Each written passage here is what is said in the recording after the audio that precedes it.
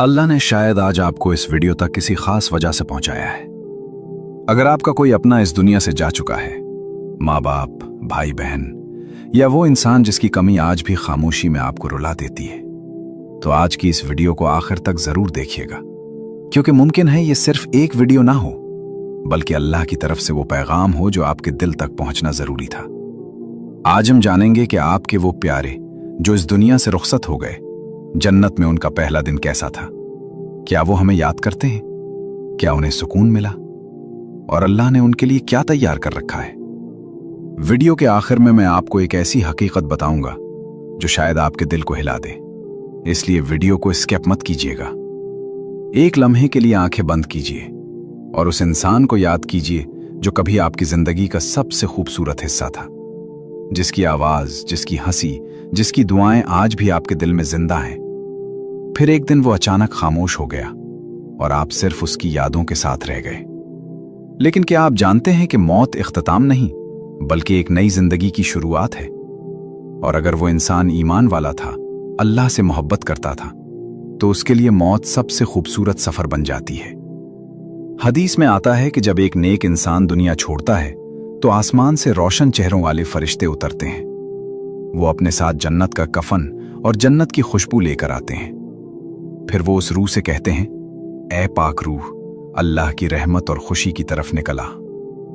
सोचिए, जिस लम्हे हम रो रहे होते हैं, उसी लम्हे आसमान उस इंसान के इस्तकबाल की तैयारी कर रहा होता है। फिर आहिस्ता आहिस्ता उसकी रूह जिस्म से ऐसे निकलती है जैसे पानी का कतरा नरमी से बह जाता है। न कोई खौफ, न कोई तकलीफ, सिर्फ सुकून। इसके बाद फरिश्ते उस रूह को आसमानों की तरफ ले जाते हैं और हर आसमान पर फरिश्ते पूछते हैं, ये पाक रूह किसकी है? फिर जवाब मिलता है, ये फलां इब्ने फलां है, वही इंसान जो दुनिया में अल्लाह को याद करता था। फिर उसके लिए आसमान के दरवाजे खोल दिए जाते हैं। सोचिए, जिस इंसान को हम कब्र में छोड़ आए, अल्लाह उसके लिए आसमानों के दरवाजे खोल देता है। फिर वो लम्हा आता है जिससे हम सब डरते हैं, कब्र, अंधेरी, खामोश और तन्हा कब्र। लेकिन हदीस में आता है कि अगर इंसान नेक हो तो कब्र उसके लिए जन्नत के बागों में से एक बाग बन जाती है। कब्र रोशन कर दी जाती है, खुशबू से भर दी जाती है और उसके लिए जन्नत का दरवाजा खोल दिया जाता है। फिर उससे कहा जाता है, सुकून से सो जाओ, अल्लाह की रहमत तुम्हारा इंतजार कर रही है। हम समझते हैं कि हमारा प्यारा मिट्टी में चला गया, लेकिन हकीकत में वो अल्लाह की रहमत में चला जाता है। फिर जन्नत का पहला दिन शुरू होता है। वो इंसान जिसने दुनिया में दर्द देखे, बीमारियां देखी, परेशानियां बर्दाश्त की, अचानक ऐसी जगह आंख खोलता है जहां न कोई गम है, न कोई खौफ, न कोई आंसू, सिर्फ सुकून, सिर्फ नूर, सिर्फ रहमत। कुरान में अल्लाह फरमाता है कि वहां न कोई थकन होगी और न कोई दुख।